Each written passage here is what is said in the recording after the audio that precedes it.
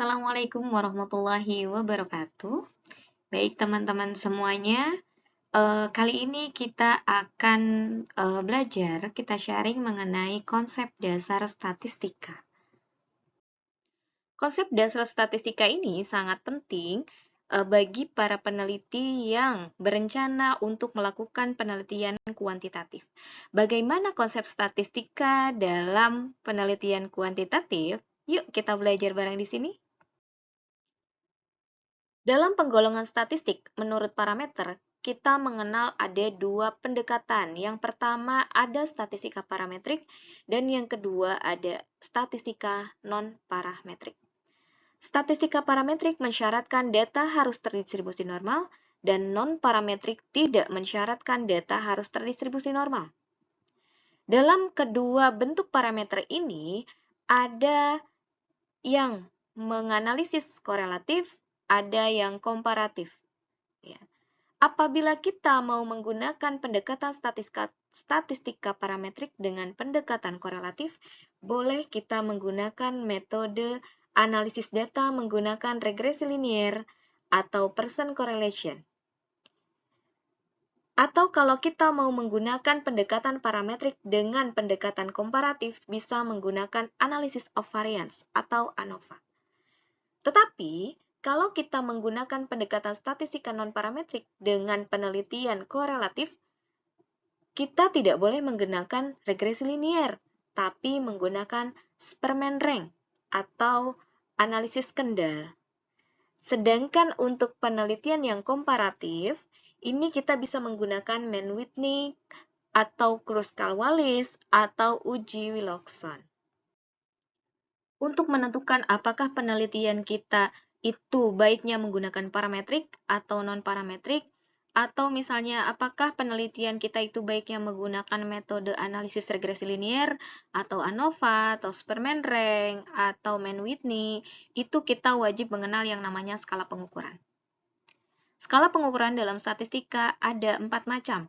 Yang pertama adalah skala nominal, yang kedua adalah skala ordinal, yang ketiga adalah skala interval, dan yang keempat adalah skala rasio.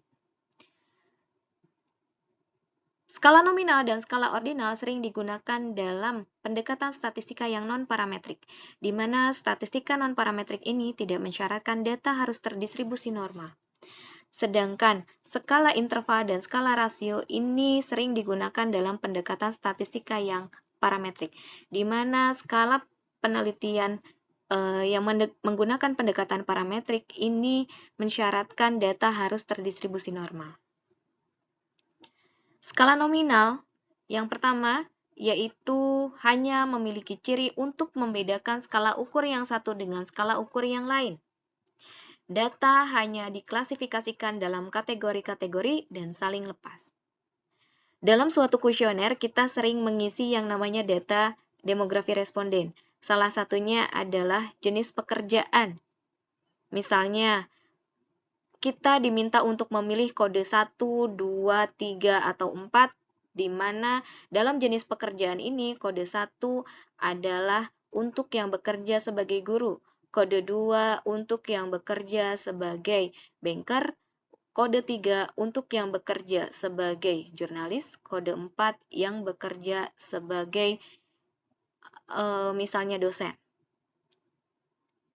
Nah, angka 1, 2, 3, dan 4 ini hanya membedakan ukuran-ukuran atau kategori-kategori dari jenis pekerjaan tadi.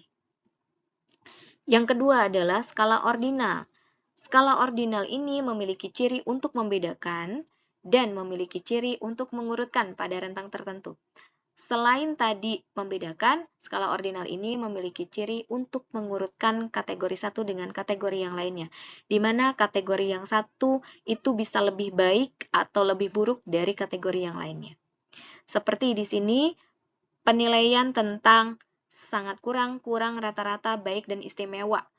Misalnya, istimewa ini lebih baik daripada baik, baik lebih baik daripada rata-rata, rata-rata lebih baik dari kurang, dan kurang lebih baik dari sangat kurang. Yang ketiga, skala interval. Skala interval ini selain memiliki ciri untuk membedakan dan mengurutkan, dia juga memiliki ciri jarak yang sama.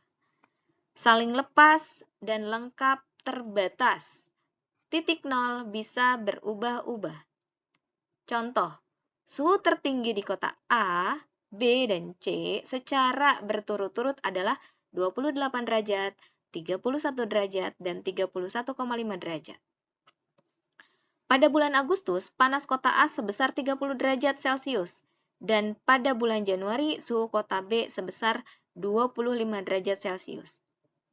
Di sini tidak bisa dikatakan bahwa suhu kota A lebih panas daripada suhu kota B. Ya. Dan yang keempat adalah skala rasio. Skala rasio ini selain memiliki ciri membedakan, mengurutkan, dan memiliki jarak yang sama, dia memiliki nol yang tulen atau nol yang berarti. Contoh, Pak Agus memiliki uang 0 rupiah. Artinya, Pak Agus tidak memiliki uang. Yang kedua, misalnya Laila bermain handphone selama 7 jam sehari, sedangkan Aisyah 10 jam sehari. Maka, rasio dari bermain handphone Laila dan Aisyah adalah 0,7.